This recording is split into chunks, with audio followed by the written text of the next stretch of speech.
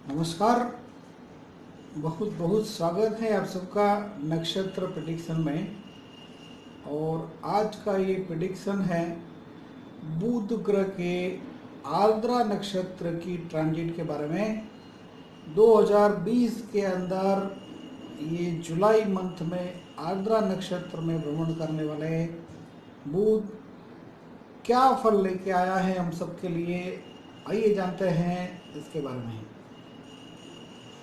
Friends, कोई भी ग्रह जो है ये कौन से नक्षत्र में से भ्रमण करता है उस हिसाब से वो फल देता है। बुध का रोल क्या है अपने लाइफ के अंदर।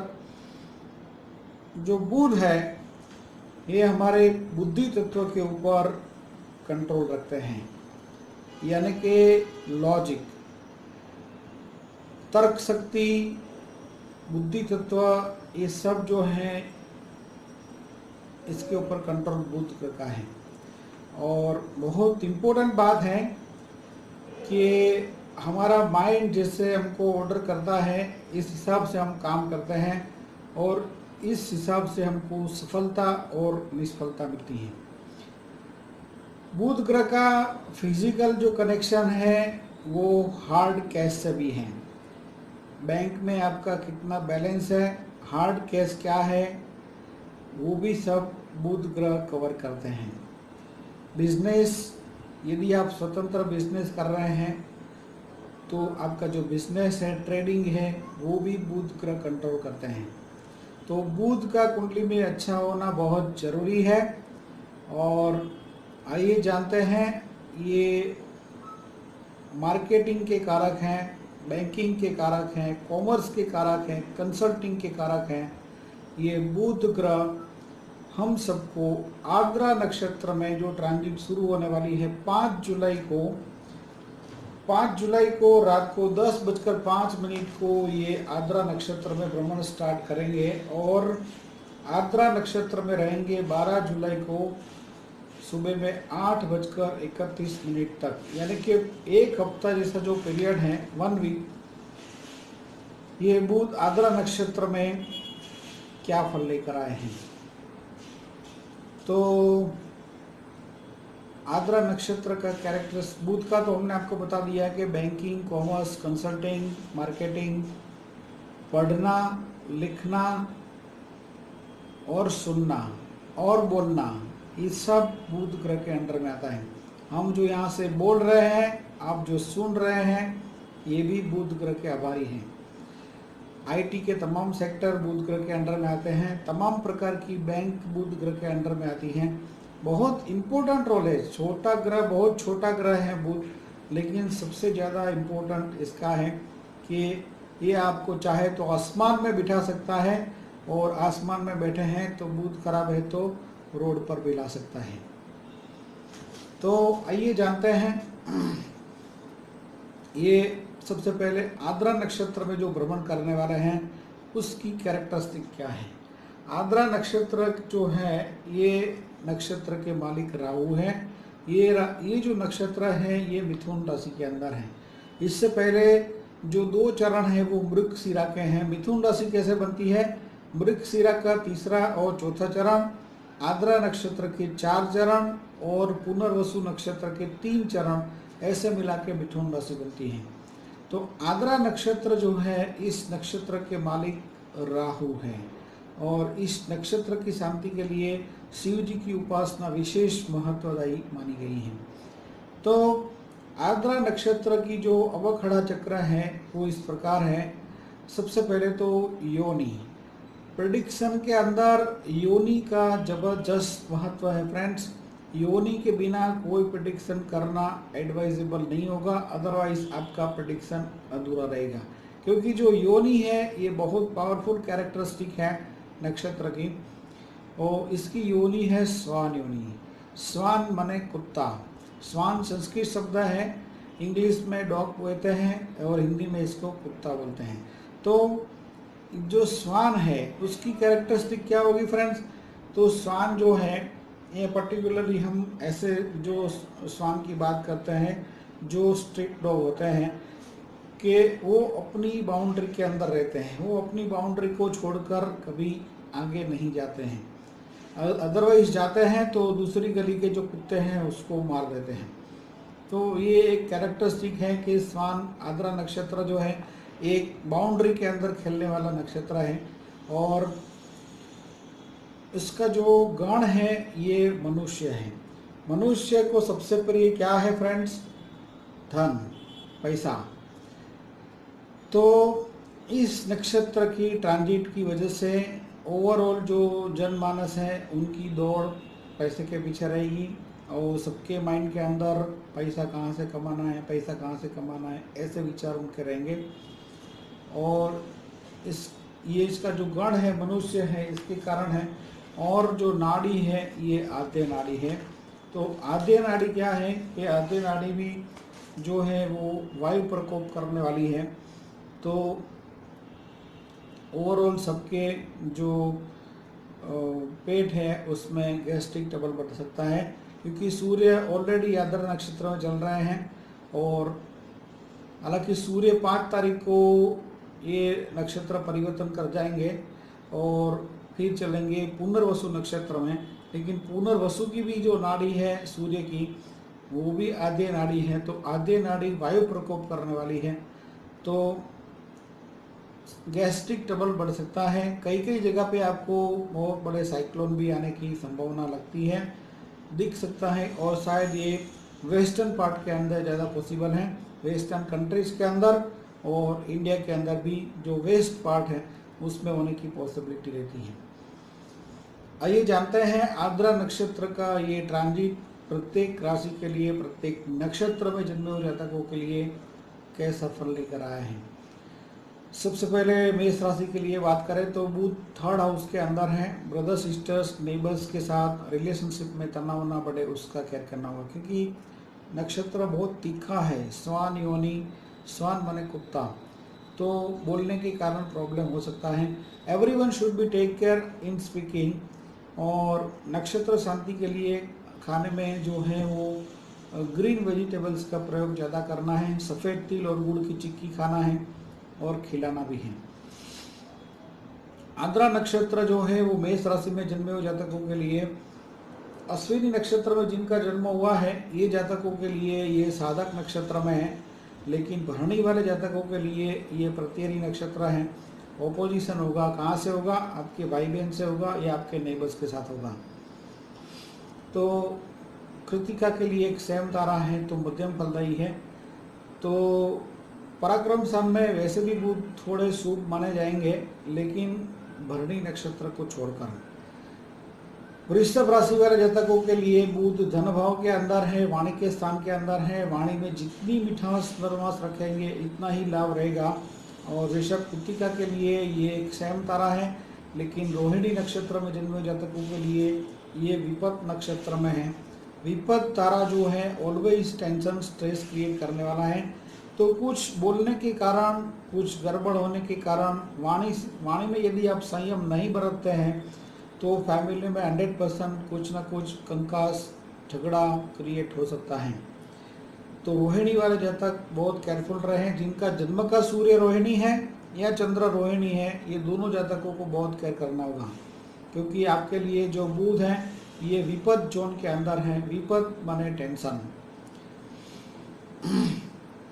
तो वृषभ मृगशिरा के लिए फल क्या होगा? आपके लिए संपत नक्षत्र में है, तो आपको धन संपत्ति का आगमन होगा, कहीं ना कहीं आपका फाइनेंस का बेनिफिट होने वाला है।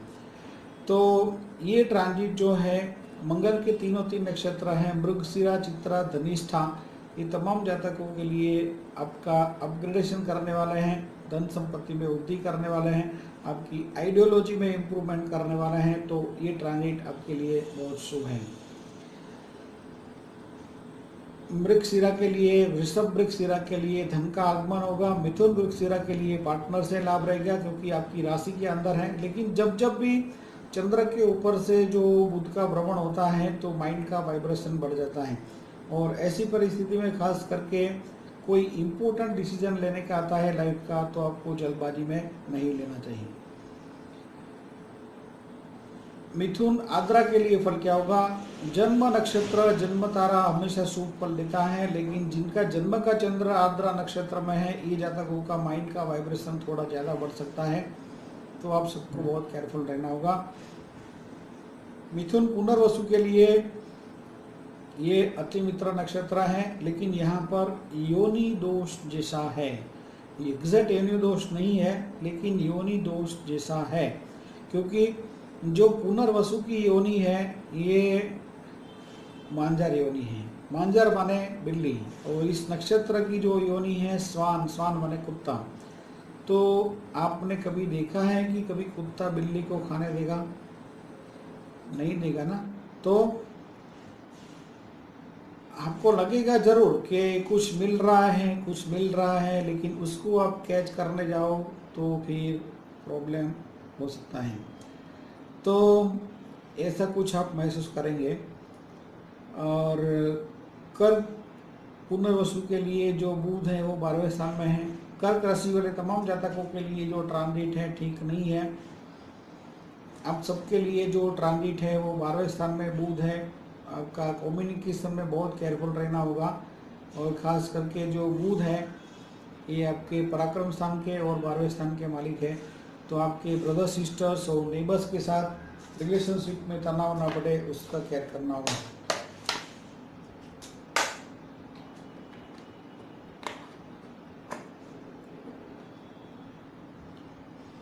कर्क पुष्य के लिए ये मित्र तारा है, लेकिन कर्क आश्लेषा में जिनका जन्म हुआ है ये जातकों के लिए वध नक्षत्र में है। तो सबसे ज़्यादा अशुभ फल होगा जिनका जन्म कर्क राशि में आश्लेषा नक्षत्र में है। आश्लेषा का सूर्य है या आश्लेषा का चंद्र है, ये दोनों जातकों को बहुत केयरफुल रहना होगा कम्युनिकेशन में, खास करके अपने ब्रदर सिस्टर्स और नेबर्स के साथ। फाइनेंशियल मैटर के अंदर भी कोई गड़बड़ ना करे, बहुत शांति से समय पास करें, कोई ज़्यादा कम्युनिकेशन किसी से का साथ ना करें। आश्लेषा वाले पर्टिकुलर सिंह राशि के लिए जो ट्रांजिट है वो 11वें स्थान में है, और 11वें स्थान में ही होगी। और जो नक्षत्र आद्रा है वो मघा के लिए साधक है, तो आपको कुछ जबरदस्त लाभ कर सकते हैं। पूर्व फाल्गुनी के लिए प्रत्यरी है, ऑपोजिशन होगा आपके जो फ्रेंड्स हैं उनके साथ, आपके मित्रों के साथ या आपके संतानों के साथ। और उत्तरा फाल्गुनी के लिए एक सेम तारा है, तो बिजनेस में इम्प्रूवमेंट करने वाले हैं। कन्या राशि के लिए बुध 10वें स्थान के अंदर है। कन्या उत्तरा फाल्गुनी के लिए एक सेम तारा है, बिजनेस कारोबार को इम्प्रूव करने वाला है। कन्या हस्त के लिए ये विपत नक्षत्र है, तो कहीं ना कहीं टेंशन और स्ट्रेस महसूस करेंगे अपने रिलेशन में, खास करके फादर मदर, जॉब में अपर लेवल, ये सब के साथ केयर करना होगा। और कन्या चित्रा के लिए एक्सीलेंट फल होगा बिजनेस कारोबार को इम्प्रूव करने के लिए। तुला चित्रा के लिए जो बुध है वो भाग्य स्थान के अंदर है, भाग्य में वृद्धि करने वाले हैं। स्मॉल डिस्टेंस यात्रा प्रवास ट्रैवलिंग से आपको लाभ मिलेगा। स्मॉल डिस्टेंस यात्रा प्रवास ट्रैवलिंग का स्मॉल डिस्टेंस के ऊपर भार क्यों रखा है? क्योंकि ये जो ट्रांजिट है ये बुध का नक्षत्र जो आर्द्रा है इसकी योनि स्वान है। स्वान माने कुत्ता, तो जिससे हमने पहले ही बताया कि ये अपनी बाउंड्री को छोड़कर नहीं जाते हैं, तो बाउंड्री को छोड़कर जाते हैं तो दूसरी गली के कुत्ते इनको मार देते हैं। तो ये एक प्रॉब्लम वाली बात है, तो इसीलिए स्मॉल डिस्टेंस का वर्ड यूज किया है। तो स्मॉल डिस्टेंस यात्रा प्रवास ट्रैवलिंग से आपको बेनिफिट करवाएंगे तुला चित्रा के लिए। तुला स्वाति के लिए जन्म तारा है, भाग्य में वृद्धि निश्चित है। तुला विशाखा के लिए भी भाग्य में है, तो भाग्य वृद्धि अब सबके लिए निश्चित है। तुला राशि वाले तमाम जातक कंफर्ट जोन के अंदर हैं, तो कोई चिंता वाली बात नहीं है। आइए जानते हैं आज का ये प्रेडिक्शन 8 नंबर की राशि वृश्चिक राशि वाले जातकों के लिए क्या फल है। वृश्चिक वाले जातकों के लिए शुभ नहीं है, फिर भी वृश्चिक विशाखा के लिए ये अति मित्र नक्षत्र है, अनुराधा के लिए मित्र तारा है, लेकिन ज्येष्ठा में जिनका जन्म हुआ है इनके लिए ये वध नक्षत्र है। तो सबसे ज़्यादा केयरफुल रहना है जिनका भी जन्म का सूर्य ज्येष्ठा है या चंद्र ज्येष्ठा है, ये दोनों जातकों को वाणी और व्यवहार में बहुत केयरफुल रहना है अपने फैमिली में और अपने इन लॉज के साथ भी। कम्युनिकेशन में खास करके केयर करें, अन्यथा फैमिली में भारी बवाल क्रिएट हो सकता है।